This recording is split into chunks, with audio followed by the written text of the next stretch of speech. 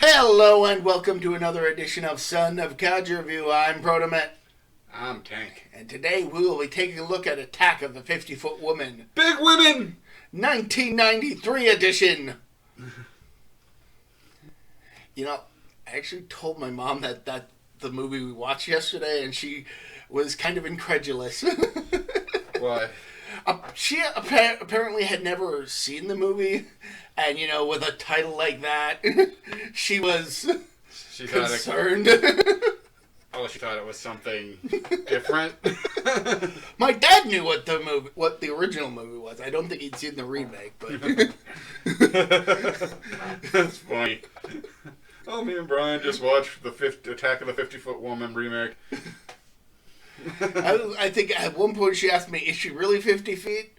Well, I don't know. I didn't exactly have a tape measure, but she did tower above a lot of the buildings, so probably. Yeah. And then she followed it up with, "Well, what was she attacking? Her cheating husband." Oh, okay.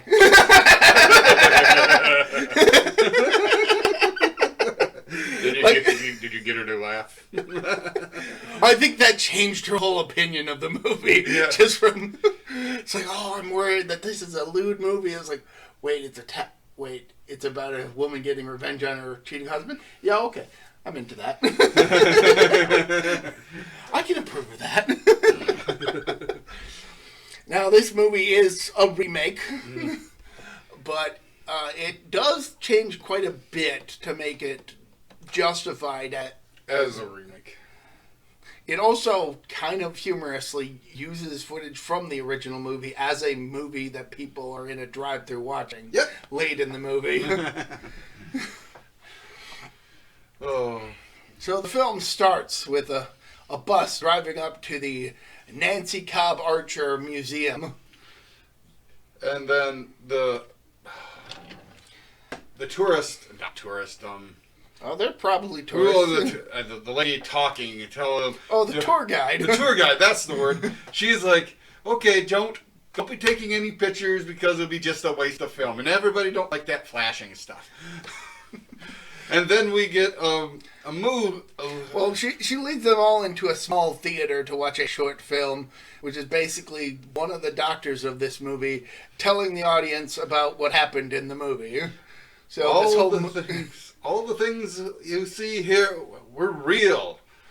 So it gets this weird movie within a movie type of flashback-esque thing, which the movie never actually circles back to this museum. No. Like, you just have to draw some assumptions about this. Also, interestingly, the publicity shot of Daryl Hannah that's used for the cover of this movie, you can spot that in the background of the theater they're in. Oh, can you? Yeah. Like, it's almost like there's a poster for the movie in the movie itself. Now, this movie actually was a straight-to-cable movie. Because it was an HBO original. I almost said Max. HBO Max. But it was just plain HBO. This was an HBO original. Came out roughly 35 years after the original did. But Daryl Hannah does a fantastic job in this movie. Yeah, she does. She seems kind of ditzy at first. Right, but they do a good job of helping to develop her into a stronger character. Mm-hmm. They sure do. And she sure does get stronger. Now, the movie proper starts with Nancy driving back into town. Very nice convertible. And somehow it goes from day to night. Mm-hmm.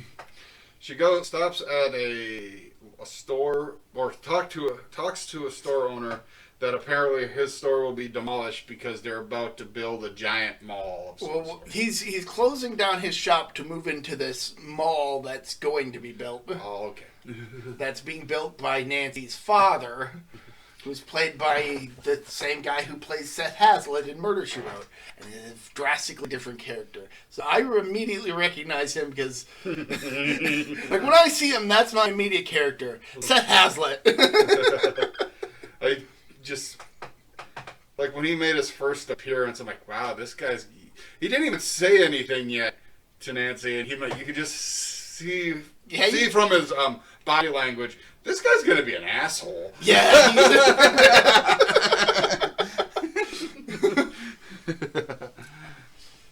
But yeah, it's after having the conversation with the guy who runs the shop, the small shop, and this is like his only scene in the whole movie. Yeah. It somehow transitions from day to night, and Nancy somehow finds herself at a motel Because she sees... She sees her husband Harry's car parked there, and he's doing some adultery with his mistress, Honey. Now, despite the proprietor of the motel trying to claim that no, that's not the case, what you're talking about, Nancy absolutely knows what's going on, and she picks up a rock and is about to smash the windshield. But she stops herself because at this point, as established in an earlier scene with her therapist, she can't quite pull the trigger on getting angry. She pinches herself in her wallet. Or her purse. And she was about to chuck her wallet. And she stops it and tries, I guess, takes a breath. And then her psychiatrist says, "Do you ever get angry? Do you just let it out?" Well... Then she, finds Henry's car and him diddling his honey. And she wants to call the whole thing off because she knows that Nancy is there. But eventually Nancy just leaves. Yep. Cruises down through the desert. Then she gets kind of beamed by a UFO. UFO. Fuck you.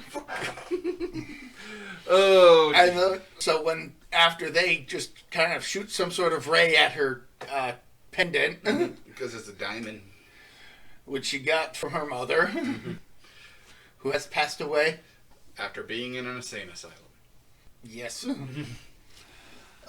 She rushes back to the hotel to try and get Harry's attention. Tries to get anybody's attention, which draws the attention of the police. Okay, in the original, we had a goofy male character. As the deputy? Yeah, and this one has a goofy, silly female character as the deputy. Charlie, yes. And there's actually a pretty good scene later on with her, but... We'll get to that when we get there, if we remember to. Right. Yeah, most of the guys in this movie are kind of sleazy, but not all of them. I'll give the sheriff some credit because he's kind of a jerk at first, though. Right, it does definitely come across as Harry and Nancy's father kind of have the town wrapped around their fingers, and they're not really wanting to do anything to help her disrupt the status quo. Charlie also kind of comes across as annoying for a good chunk of the film. Yeah, it's like a younger, she's not like bratty or anything. She's just naive. I'd say she kind of channels Barney Fife a bit in her over-eagerness. Okay, as a deputy. Yeah, I can see that. I definitely can see that. And like I said, she actually has a pretty damn good scene later on in the movie, so I'm not going to write her off completely. It's just that it takes a bit to get to like this character because of how annoying they are at first. But it's Mrs. Archer. It's Mrs. and Mr. Archer. But yeah, after trying and failing to convince anybody that she saw a UFO, the deputy goes up to see Harry to let him know what happened. It's like, she's seen a UFO. Everyone just gives her oh, poor Nancy, look. She even brings it up to the psychiatrist. Oh, Harry ends up calling in the psychiatrist, but that happens the next day. Yeah. Because that night, when she gets home, Nancy is taken by her father to sign some documents so that he can get her money that she got from her mother's inheritance. I assume. I'm thinking so. That the movie never really explains exactly why she's always signing these papers. Just that it establishes that signing these papers gives her father the money to do the kind of shady business deals that he's doing, or the permission to do these shady. Right. Or the permission to use the money for this stuff. And Nancy clearly doesn't actually read any of this stuff and just signs it because her dad told her to. She's like, just sign it. Just sign it. But like at this point in the movie, Nancy is a very submissive character. Yes. Harry does try to stand up to her father. Very little, though. Like they get into a bit of an argument about, I don't care if you're sleeping around, but... To basically summarize Mr. Cobb and Harry, Mr. Cobb is attempting to utilize his daughter's inheritance to get money from her to do shady business deals to bleed the town dry as part of his business to make himself richer, while Harry is with Nancy to try and get to Mr. Cobb's money because he wants a piece of that pie. So he's he's kind of a business partner to Mr. Cobb. But after they got married, he pretty much made him sign a prenup. So he can't just divorce Nancy and get the money. He's gotta. So he's got his money under lock and key in front of Harry. And throughout all this, Nancy is, again, a very passive character, being walked all over. Like even though Nancy knows that Harry is cheating on her, she still wants him to be around, despite the fact that he's clearly so detached. Yeah, emotionally. Like there is no love in that relationship. No real love. It's all fake love. Yeah, just like, oh, butters up to her by kissing her and stuff, saying he loves her, but he does not. He loves the money. And eventually Nancy does get a bit fed up with the fact that nobody believes her about the UFO. Like, she took the police out there and all they found was Nancy's car tracks out in the desert. At one point the police go out there to investigate and all they find is a prospector with a prospector and a donkey. Yeah. You see anything out here? I've seen lots of things out here, Sheriff. I've seen a lot of stuff that's normal to me and strange to you, so you're going to have to be a bit more specific. Well, later in the movie, he sure the hell sees something strange.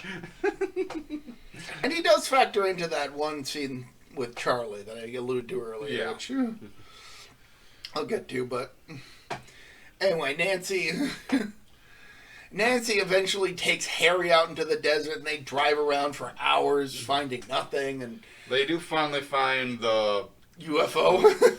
And they make a beam like force field so Harry can't get in to get her. And then they abduct Nancy and fly off. Just leaving a shoe. It's a really big shoe. But they drop... No, it's not. It's a regular shoe. I know. But they drop her off on the roof of the beauty... Honey. On the roof of the beauty parlor that Honey works at.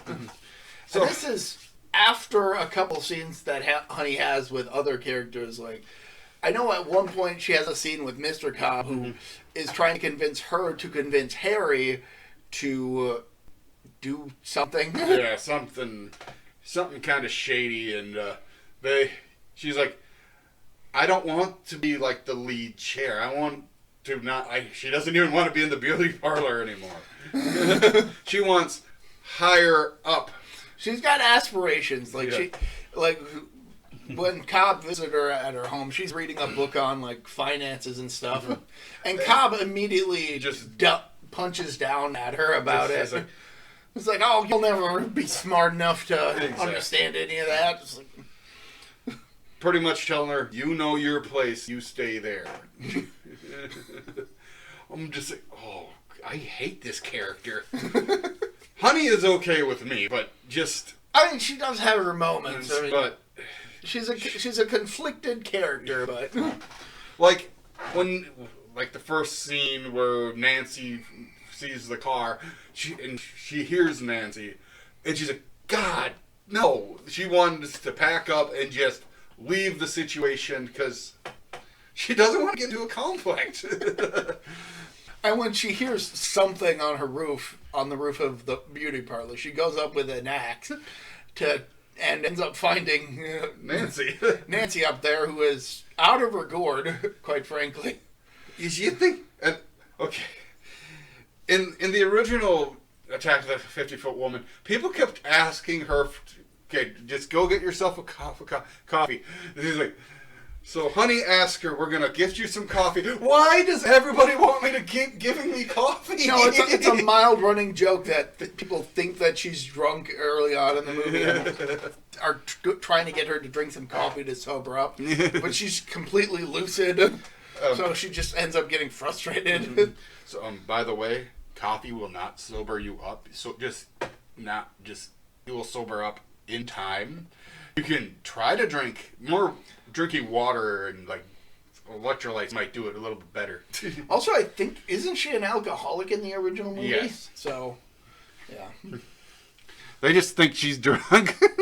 But anyway, after Nancy gets home, Harry ends up bringing in her psychiatrist, which then leads to a conflict between Harry and Mr. Cobb that occurs right in front of Nancy.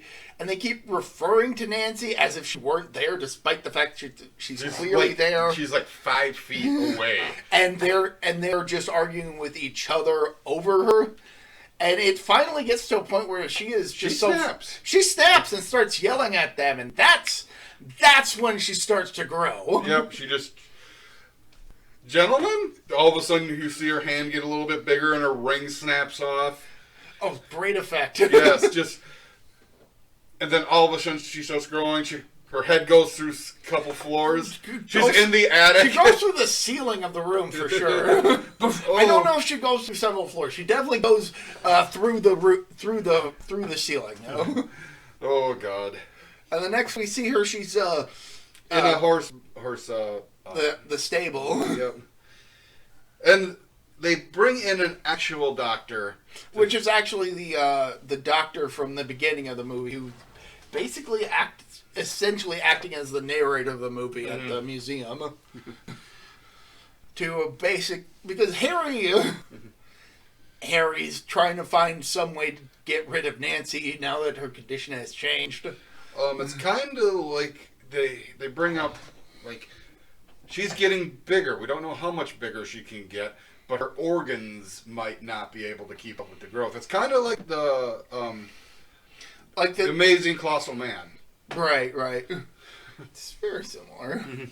And while clearly this doctor, after seeing Nancy, is interested in the kind of scientific discoveries they can find from her, she and her psychiatrist are like, yeah, no. There is a point where it's like, no asylums.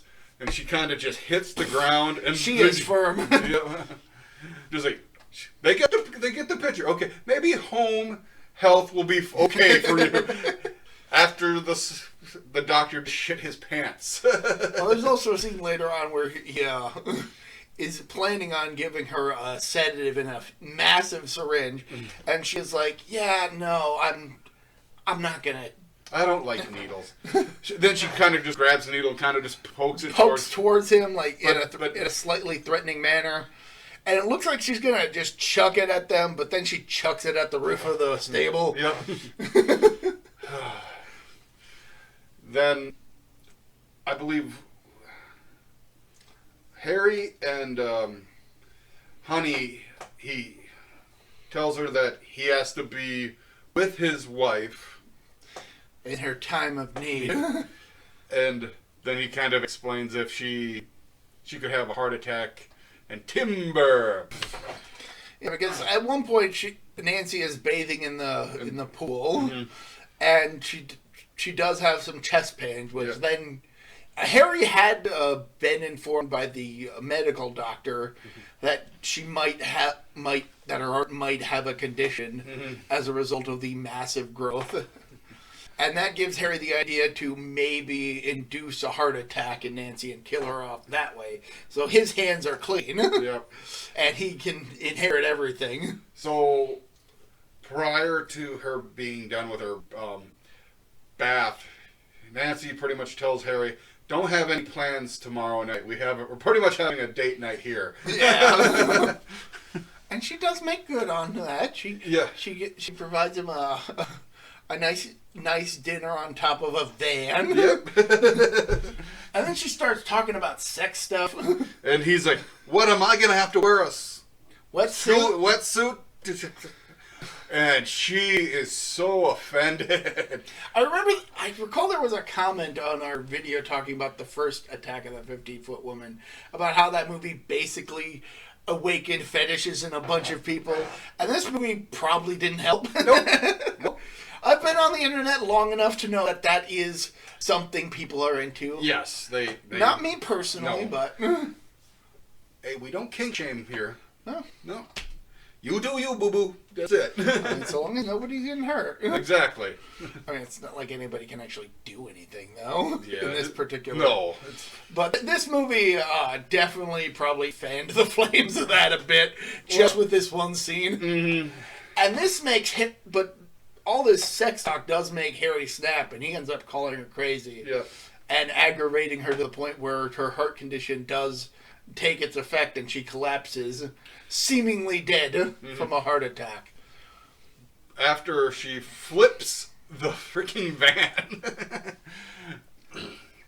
And she's threatening to pop her little Harry's head off. And not that head. Like, you can tell that he's just saying all this stuff. He probably does mean it, but he's saying it to aggravate her condition. Mm-hmm. And it seems to work, and like immediately after she falls down, he goes running off to his mistress to go fuck her. And they do, right in the beauty shop. Guys, go maybe in the back. That's all open window. But Nancy's not dead. There's like a lightning storm that's going on.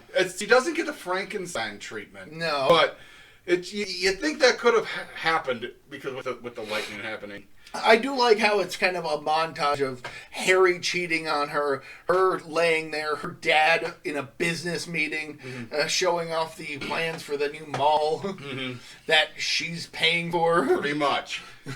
And when her eyes open, you can tell shit is going to go down. Yep. So she walks back to town.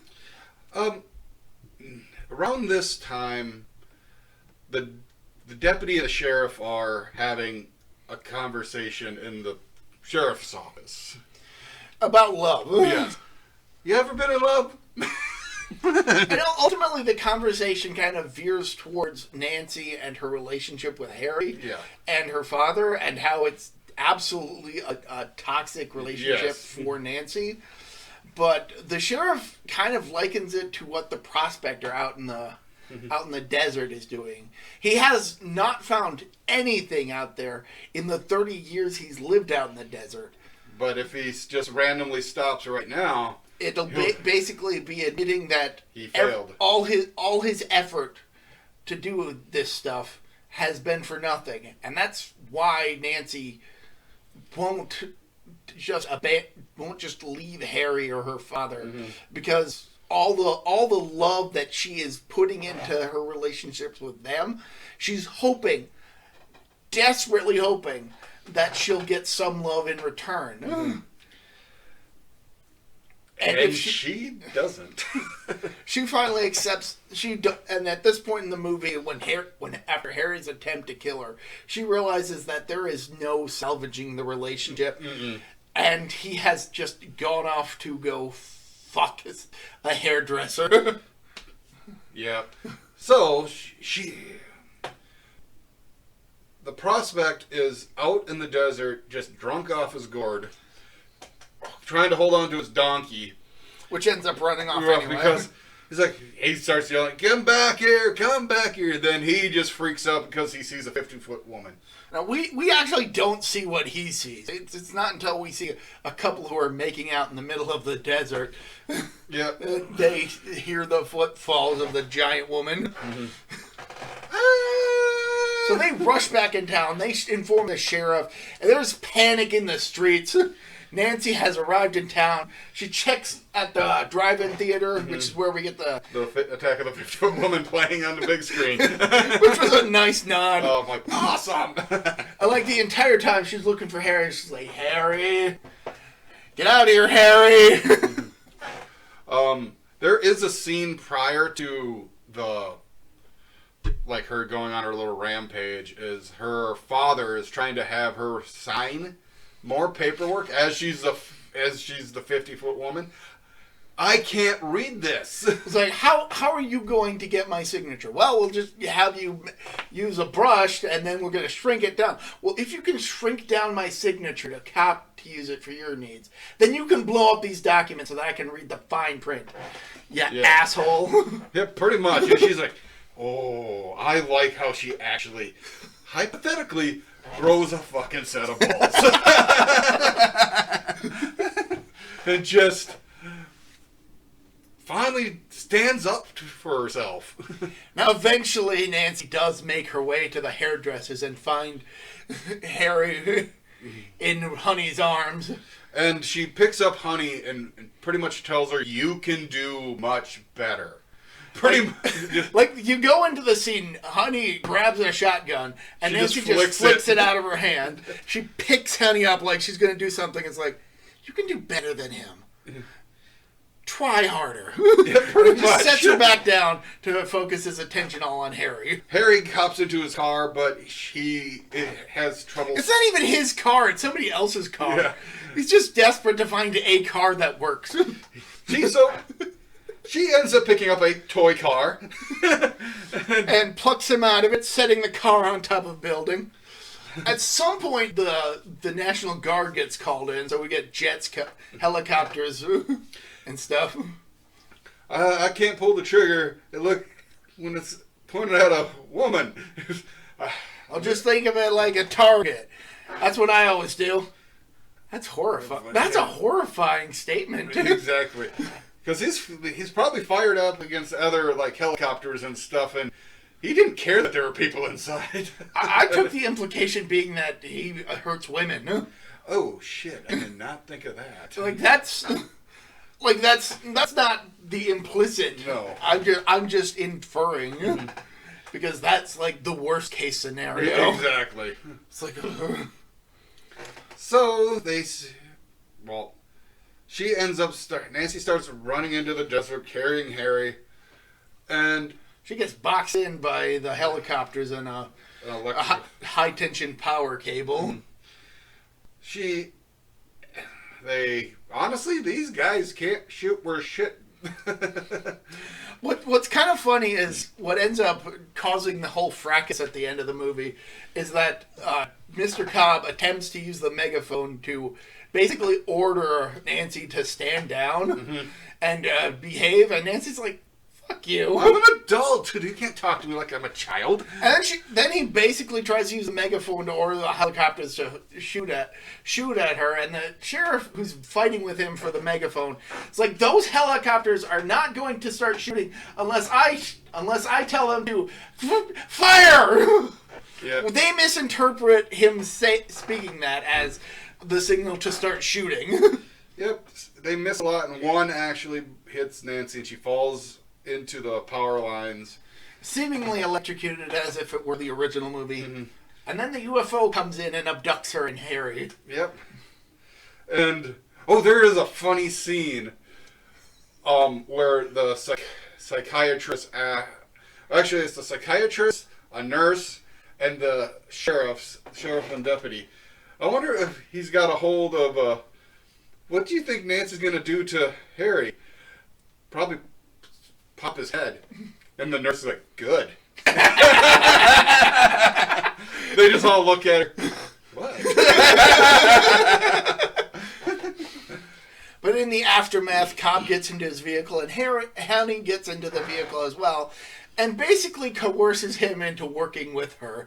Because for all the sex that she's had, none of the men she's been with have ever said, "I love you." And to avoid you saying those 3 little words, they will say literally every dirty little secret. Oh, yes. Just to avoid saying 3 simple words. But, you know, half the men in this entire movie are scumbags. Oh, yeah. More than half. Yes. But I kind of like the end where we see, looks like Harry is in like a therapy session? Yes. With 2 other guys talking about their feelings, and Harry's like, fuck you guys. But then all of a sudden, we see Nancy. And 2 other giant women looking down into the session. It's like, oh, Harry, you gotta try. Can't tell me what to do. We set up the session for your benefit. Trying to make him better. And I just think the other 2 guys just start beating him up. We don't see it, but I think they're trying to hug it out. Oh, maybe. Oh, yeah. Put down the chair, Harry. And before we actually get to the credits, we do get like 3 short paragraphs telling us of what happened with the 3 other major female characters in the movie. The psychiatrist goes on to bigger and better things. Honey ends up taking over the Cobb organization, and Charlie ends up being elected to sheriff, and even has the potential to become governor. Oh, good for her. Yeah. And then we get the credits, and this was an incredibly fun movie. Yep. That lovingly tributes and adds on to the original movie. Mm-hmm. I do think the original is better, but that's just my decision. But this was fun and almost went scene for scene with the original, but not really. I mean, there was a lot of stuff that's either added Yeah. to the original or removed from it.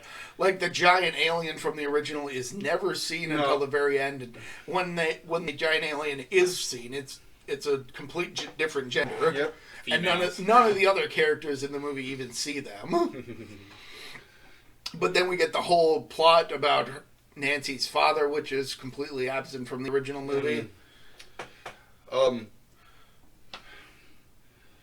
Harry is not just making out with Honey in a bar or like it's like hotel rooms and like the salon. Like in the original movie, it's a lot. Harry is a lot more open about his cheating ways, and in this movie, he seems to be a bit more secretive about it. But it's like an open secret. Yeah, I think his cheating in the original one is multiple different women. Right. And Honey is just the one he kind of just focus on. And in this movie, there's actually a scene where Cobb outright acknowledges that he knows that Harry is cheating on his daughter. Mm-hmm. He doesn't care. Yeah. Just so long as, Nancy is still around for him to sign his paperwork. Clearly showing that, her dad never cared about her. No. It's even implied that he's the one who drove Nancy's mom crazy, and constantly talking down to her, apparently, like how he does to Nancy. Right.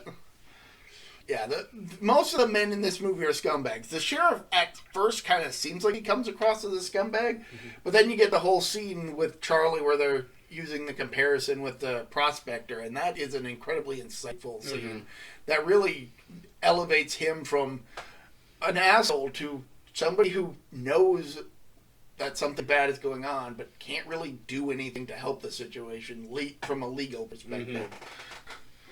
He can only passively watch. Yeah. This was a fun movie.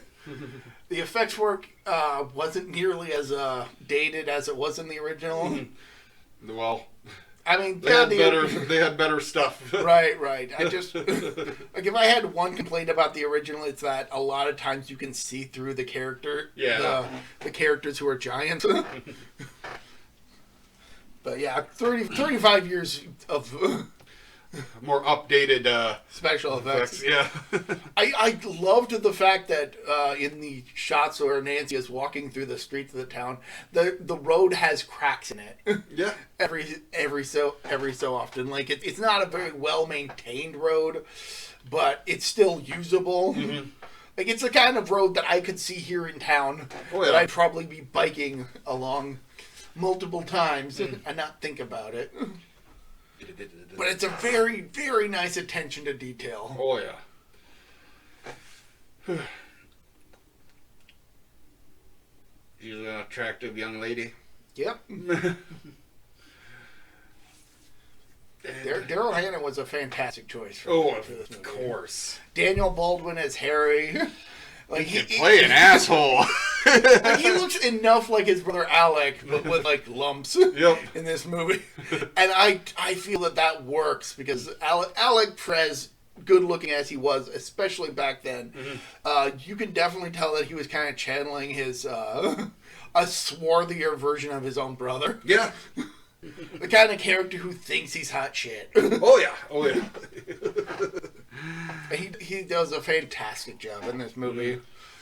He's like, she's gonna die any day now, honey. It's fine. That money's ours. And the actor played Mr. Cobb. Again, I don't recall his name, but he does a fantastic job as an overbearing, uncaring father. Oh yes.